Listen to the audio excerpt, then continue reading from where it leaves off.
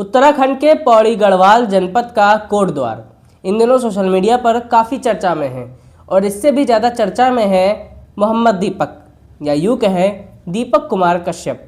नमस्कार, मेरा नाम है दीपक वर्मा, आप देख रहे हैं टॉक्स विद दीपक और आज इस वीडियो में हम बात करने वाले हैं दीपक कुमार कश्यप की, जिनका एक वीडियो सोशल मीडिया पर काफ़ी तेज़ी से वायरल हो रहा है जिसमें वो कहते हैं कि मेरा नाम मोहम्मद दीपक है।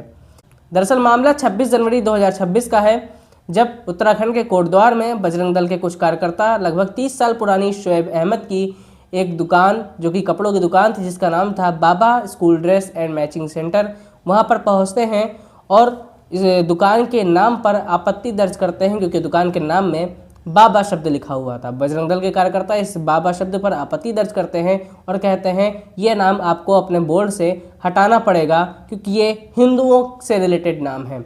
दरअसल कोटद्वार वो स्थान है जहाँ पर पवनपुत्र हनुमान जी का प्रसिद्ध मंदिर सिद्धबली बाबा सिद्धबली का जो मंदिर है, जो कि नाथ समुदाय का आस्था का केंद्र है। ऐसा माना जाता है कि गुरु गोरखनाथ बाबा ने यहाँ पर ध्यान लगाया था। इस तरीके से एक तरह से हिंदू मान्यताओं का केंद्र है, आस्था का केंद्र है और बाबा सिद्धबली के नाम से फेमस है। और इसी को आधार बना के बजरंग दल के कार्यकर्ता उस मुस्लिम दुकान पर पहुंचते हैं, उस मुस्लिम दुकान मालिक के पास पहुंचते हैं और उससे कहते हैं कि अपनी दुकान से ये बाबा शब्द हटाइए। मामला थोड़ा गर्माता है, तभी वहां पर भीड़ से एक शख्स निकलता है जिसका नाम है दीपक कुमार कश्यप।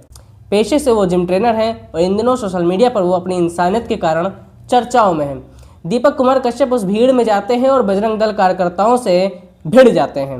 बजरंग दल कार्यकर्ता, जिनको उन्मादी भीड़ उस समय कहा गया क्योंकि वो वहाँ पर ऐसा बताया जा रहा है कि बवाल मचाने की कोशिश कर रहे थे इस मामले को लेकर के, तो वो उनसे भिड़ जाते हैं और कहते हैं बाबा शब्द लिखा है तो क्या हुआ, क्या मुसलमानों में पीर बाबा नहीं होते। इस तरीके से वो अपनी बात कहते हैं और कहते हैं कि मेरा नाम मोहम्मद दीपक है। बस इतना ये सोशल मीडिया पर ये क्लिप वायरल हो जाती है और मोहम्मद दीपक की या यूँ कहें दीपक कुमार कश्यप की तारीफ़ों के पुल सोशल मीडिया पर बंधने लगते हैं। और दरअसल ये तारीफ़ें होनी भी चाहिए उस भारतीय नागरिक की, उस दीपक कुमार कश्यप की, जिन्होंने अपनी इंसानियत का परिचय दिया उस स्थान पर जहाँ पर कुछ ना कुछ बवाल होने की संभावना पनप रही थी। वह बजरंग दल कार्यकर्ताओं से लड़ गए और एक मुस्लिम परिवार को बचाने के लिए अड़ गए, क्योंकि ये काम दीपक का नहीं था, ये काम उत्तराखंड पुलिस का था, कोटद्वार प्रशासन का था कि वो इस मामले को सुलझाता। उस बजरंग दल कार्यकर्ताओं और उस दुकान मालिक के बीच में जो भी मतभेद था उसको शांत करवाता, पूरे बवाल को सुलझाता और समझौता करवाता। लेकिन इसमें दीपक को आगे आना पड़ा, जो कि ये कि एक तरह से देखा जाए तो दीपक ने अपने ऊपर एक तरह से खतरा भी मोल लिया। बजरंग दल के कार्यकर्ताओं से भिड़ करके इस तरीके से सामने आकर के खतरा भी मोल लिया।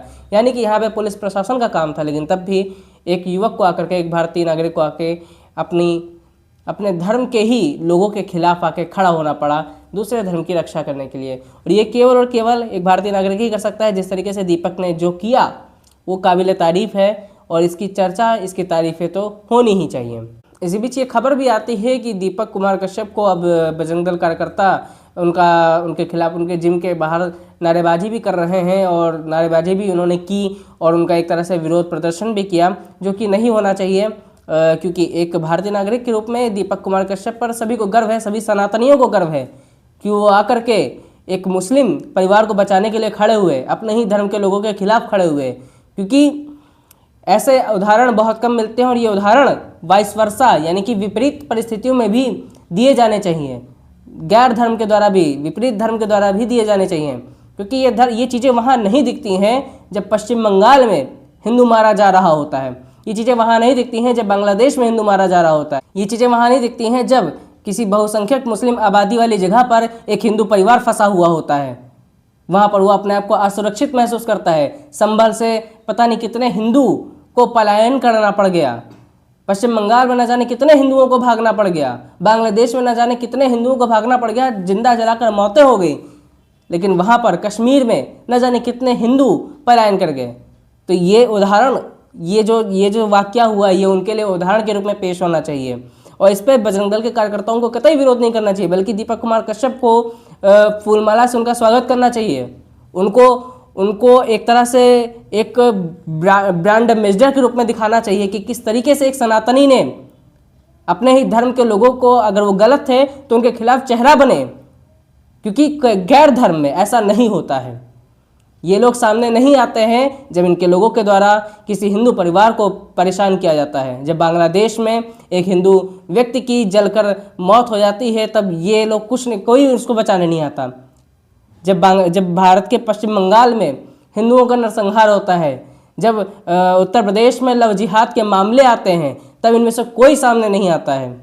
जब भारत के अन्य राज्यों में मुस्लिम इलाकों में बहन बेटियों के साथ छेड़छाड़ होती है, लव जिहाद के मामले आते हैं, गंभीर अपराध के मामले आते हैं, तब इस तरह की चीज़ें नहीं सामने आती, तब कोई बचाने नहीं आता है। लेकिन हमारे सनातनी दीपक कुमार कश्यप ने ऐसा किया। तो एक मिसाल बननी चाहिए। बजरंग दल के कार्यकर्ताओं को दीपक का विरोध करने के बजाय उनका स्वागत करना चाहिए और उनको एज ए ब्रांड एम्बेसडर पूरे देश में पहचान दिलानी चाहिए, क्योंकि ये उदाहरण पूरे देश में दूसरे धर्म में भी प्रचारित किया जा सके।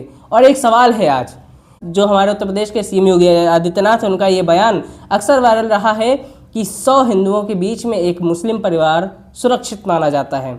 लेकिन एक सवाल आज भी अभी भी प्रचलित है और इस सवाल का जवाब कड़वा है, क्योंकि इस सवाल का जवाब कोई देना नहीं चाहता। लेकिन जो सत्य है, क्या 100 मुसलमानों के बीच में एक हिंदू परिवार सुरक्षित है?